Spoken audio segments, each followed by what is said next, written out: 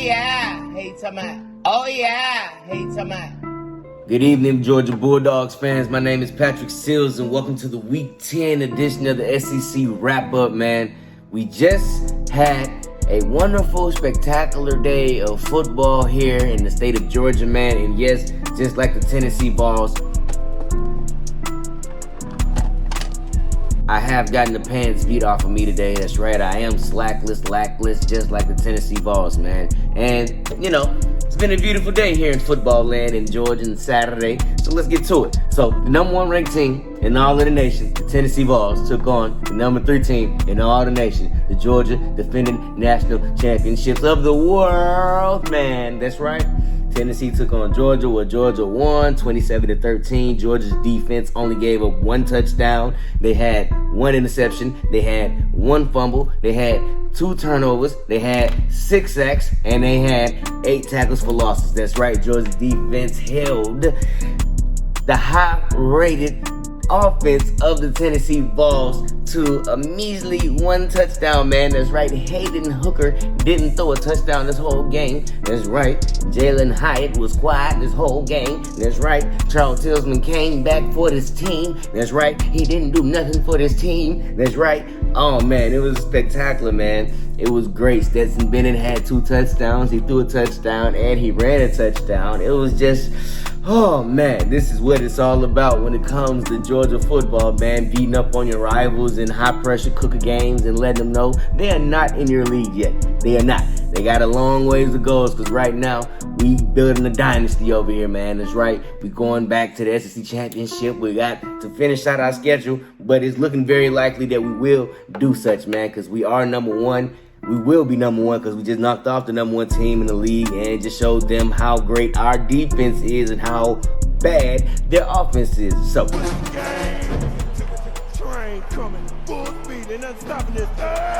let's move on because I'm gonna get Tennessee fans mad and upset in my comment section. So Kentucky took on Missouri, where Kentucky won 21-17. Chris Rodriguez Jr. had 29 carries for 112 yards rushing, and he was averaging 3.9 yards a carry. Kentucky. We see you, Kentucky. We will have to deal with you, Kentucky. Florida just took on Texas A&M, where Florida won 41-24. Montreal Johnson Jr. had 22 carries for 100 yards rushing. He was averaging 4.5 yards a carry, and he had a touchdown. Florida gets back in the win column after taking a shellacking last week against who?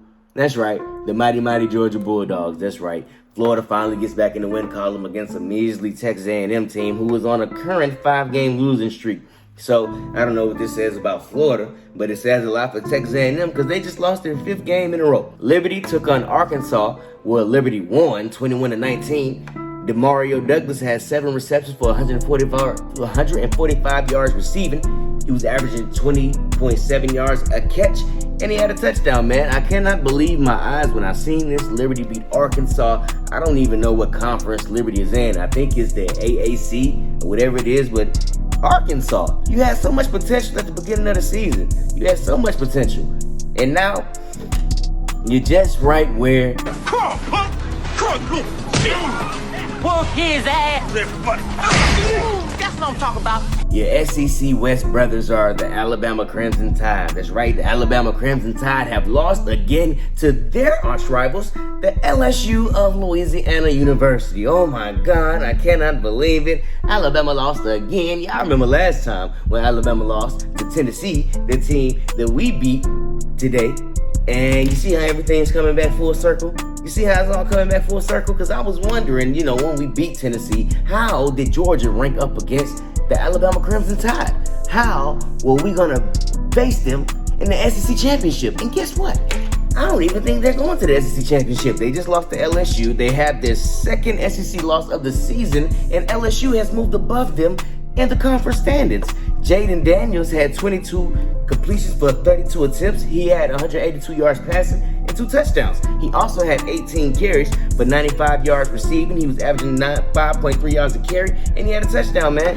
LSU has beat the Alabama Crimson Tide. It's been a while since LSU has beat Alabama, more like when Joe Burrow was back in LSU was the last time that they have lost to the LSU. And here they are again, man. Alabama Second loss on the season. You will not be making the SEC championship, and it's going to be spectacular to watch the pundits and the analysis make up excuses and try and figure out ways to get y'all in the college football playoffs, because we already know.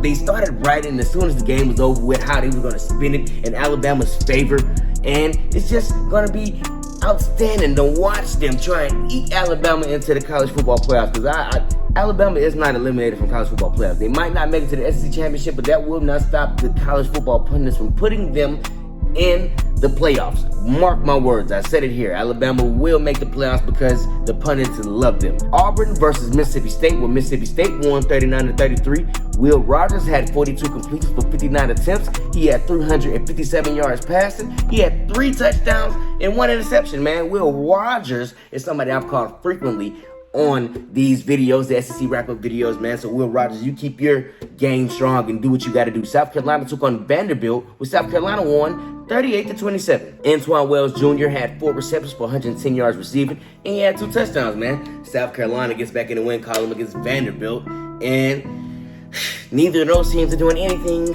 relevant that will be happening in December or January. So as of now, the SEC stand of this. In the East, we have Georgia, who are still undefeated in top rank in the East and in the nation. Then we have Tennessee, South Carolina, and Kentucky. And in the West, big shakeup that happens in the SEC West. LSU is at number 1. Ole Miss is at number 2.